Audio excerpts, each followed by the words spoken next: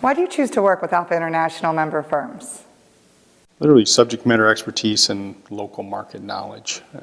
When we have an issue, it's usually significant, and as a result, we want to get the best. What makes Alfa International member firms different than other law firms? Well, a couple of different things. One is, I think there's some internal vetting of the people that are part of the network, and the members of the network, I think, understand each other, understand after time working with us what our risk profile is, the way that we like to litigate a case, and I think they also understand quite well what it is to be involved at various stages, whether you're a contractor, a subcontractor, material supplier, et cetera, in a case, and how to best minimize your risk and potentially extract you from the case. Approximately, how many member firms do you use? I did some quick checking. Just in the last year, we used 10 firms. I would say on average, we use somewhere between 8 to 15 firms in any given year. Probably in the last year, 6 of them were domestic and 4 were international. What does the Alfa International tagline, local relationships worldwide, mean to you? We do business in about 120 countries, and I actually endeavor not to visit every country, but I do visit many of them, and when I do, I try to meet with the local counsel that we work with there.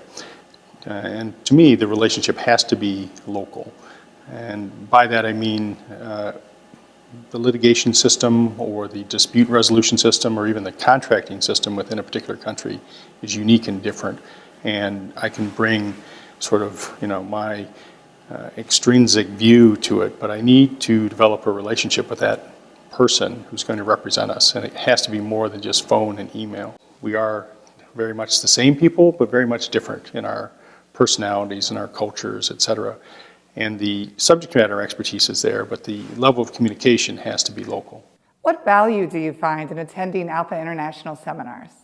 I think of it a lot as it's a chance to interview those counsel, and I determine as much people that I want to work with as people that perhaps maybe I want to learn more about or maybe even not work with in the future, in part because of personalities, in part because of outlook about how you pursue a case or a matter. And so I get a lot of value out of meeting the people. And there are times where, let's say I've met someone and then 3 years later, I have a need for that person in a particular jurisdiction or in a particular country, but I file that information away and I consider it quite valuable. You also determine in those moments and during those seminars people's level of expertise in terms of how they present themselves with others, how they even interact with others, and that's all valuable information to obtain from a seminar. And what about our publications and our compendia? Do you find value in those? I really do, as do all the people in my internal team, from the lawyers to the paralegals. It's often, again, a reference guide. We save them.